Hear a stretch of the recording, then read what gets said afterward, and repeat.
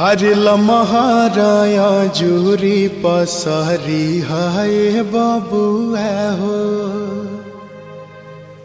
लमहर कुल परिवार है।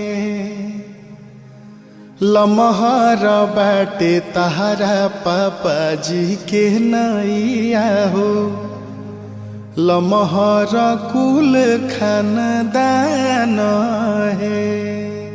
अरे लमहराया जूरी पसरी हाय बबुआ हो। लमहर कुल परिवार है।